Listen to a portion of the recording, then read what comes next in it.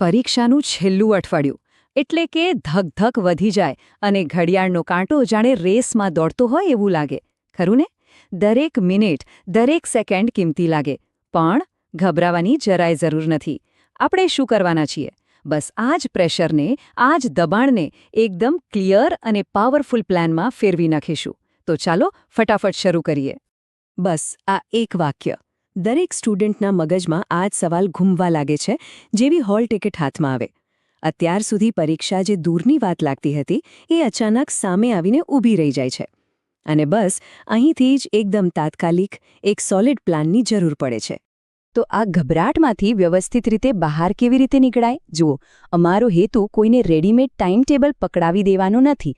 એના કરતાં આપણે સાથે મળીને એ મોટા અને ડરાવણા લાગતા સવાલને નાના સહેલાઈથી ઉકેલી શકાય એવા ભાગમાં તોડીશું, જેથી દરેક જણ પોતાનો રસ્તો જાતે બનાવી શકે.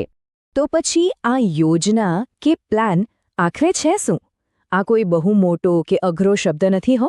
સાચું કહું તો એ તો બસ અમુક નાના અને એકદમ ચોક્કસ સવાલોના જવાબ ભેગા કરીએ ને એટલે બની જાય.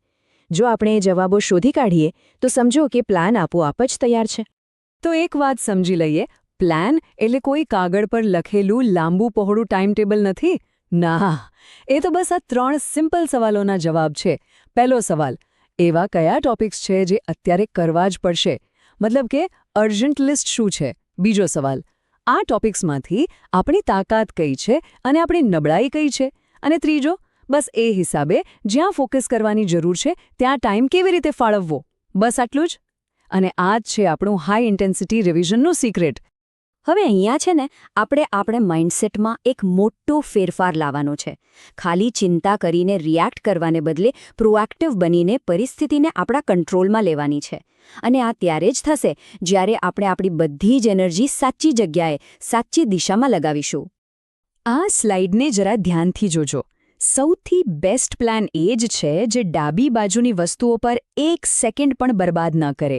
પેપર કેવું અઘરું આવશે, બીજા લોકોએ કેટલી તૈયારી કરી છે, કેવા સવાલો પૂછાશે, આ બધું આપણા હાથમાં છે જ નહીં. આપણું 100% ફોકસ ફક્ત અને ફક્ત જમણી બાજુની બાબતો પર હોવું જોઈએ. આપણું રિવિઝન, આપણી ઊંઘ અને ડાયટ અને આપણું શાંત મન.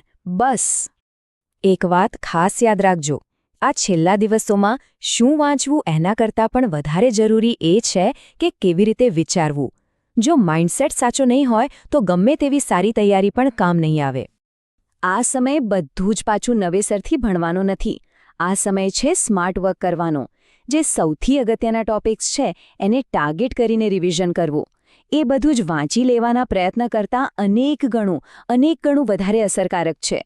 અહીં હાર્ડવર્ક નહીં, સ્માર્ટ વર્ક જીતશે. આખી રાત જાગીને ગોખવાથી ફાયદા કરતાં નુકસાન વધારે થાય છે. ખબર છે કેમ?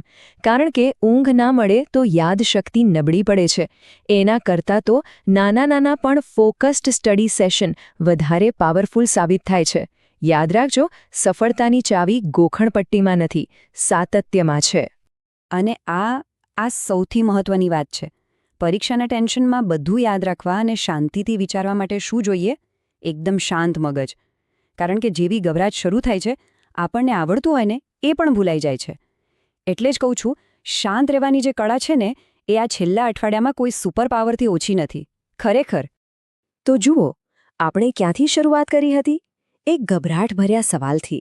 અને હવે આપણી પાસે એકદમ ક્લિયર ફ્રેમવર્ક છે. આખી સફર ગભરાટમાંથી નીકળીને એક ફોકસ્ડ એક્શન તરફ જઈ રહી છે. હવે દબાણ આપણો દુશ્મન નથી, પણ આપણો ગાઈડ છે. અને ચાલો આ વાતને અહીં આ સવાલ સાથે પૂરી કરીએ. શરૂઆતનો જે ડર હતો એ હવે એક તકમાં ફેરવાઈ ગયો છે. આ સવાલ ડરાવવા માટે નથી, પણ તાત્કાલિક અને વિચારપૂર્વક એક્શન લેવા માટે પ્રેરણા આપવા માટે છે. હવે સમય આવી ગયો છે કે તૈયારીનો કંટ્રોલ પાછો પોતાના હાથમાં લેવામાં આવે. તો વિચારો, તમારું પહેલું અને સૌથી અગત્યનું પગલું શું હશે?